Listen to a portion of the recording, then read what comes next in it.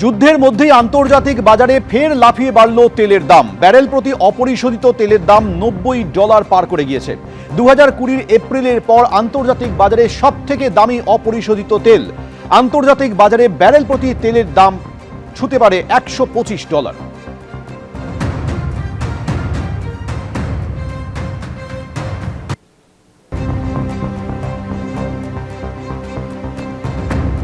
Hormuz দখল ধরে রেখেছে ইরান, আর তাই পারস্য উপসাগরীয় দেশগুলি থেকে একেবারে তেলের ট্যাঙ্কার যতক্ষণ না ওমান সাগরে এসে পৌঁছচ্ছে ততক্ষণ চিন্তায় রয়েছে গোটা বিশ্ব।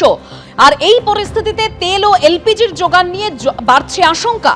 রাজ্যের এলপিজি ডিস্ট্রিবিউটরদের তরফে দাবি, তাদের কাছে মাত্র 4 থেকে 5 দিনের জন্য এলপিজির স্টক রয়েছে। তাদের কাছে এসেছে পেট্রোলিয়াম মন্ত্রকের নির্দেশিকা। বলা হয়েছে 21 দিনের আগে নতুন করে কোনো সিলিন্ডার বুকিং নেওয়া যাবে না।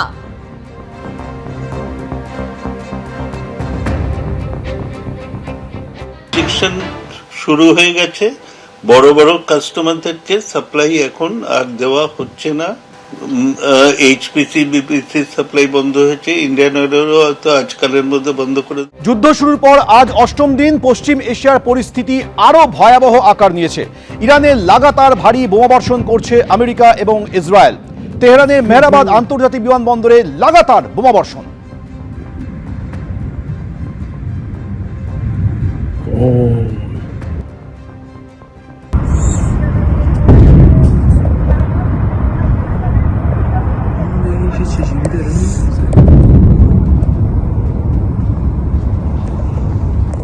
ইরানের সঙ্গে আমেরিকা ইসরায়েলের যুদ্ধে কি পরোক্ষে জড়িয়ে পড়ল রাশিয়া?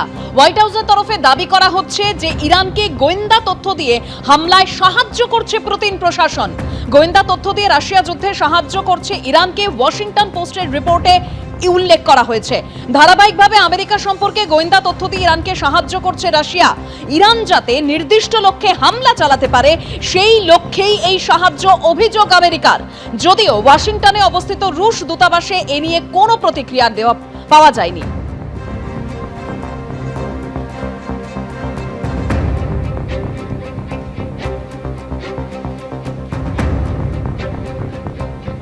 যুদ্ধ শুরুর পর আজ অষ্টম দিন পশ্চিম এশিয়ার পরিস্থিতি আরো ভয়াবহ আকার নিয়েছে।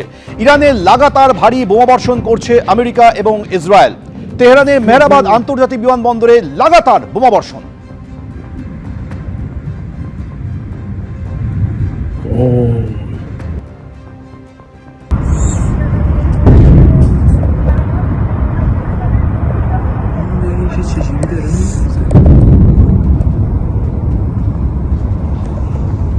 ক্রমশ ভয়ঙ্কর হচ্ছে পশ্চিম এশিয়ার যুদ্ধ পরিস্থিতি। দুবাইয়ে ফের বিস্ফোরণ, আতঙ্কে শহরের বিস্তীর্ণ এলাকা।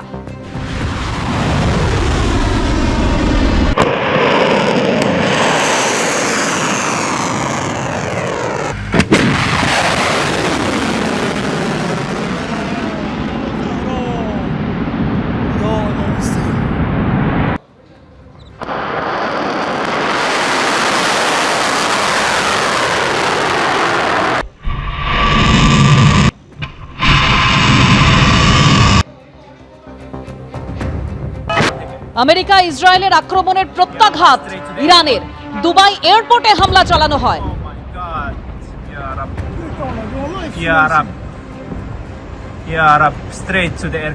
ফের ক্লাস্টার মিসাইল দিয়ে ইসরায়েলের উপরও হামলা চালায় ইরান। তেল আভিভে হামলা চালিয়েছে ইরান। ইরানের মিসাইল হামলায় ব্যাপক ক্ষয়ক্ষতি হয়েছে তেল আভিভে।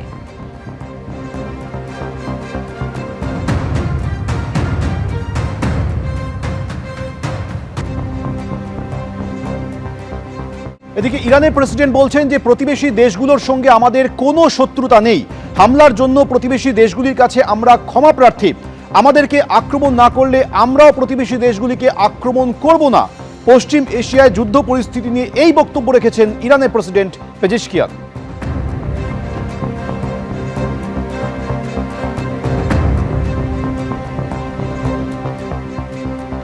এখন একটা আওয়াজ আসছে ইরানের থেকে, যারা গালফ কান্ট্রিকে অ্যাটাক করবে না, খালি ইসরায়েল এবং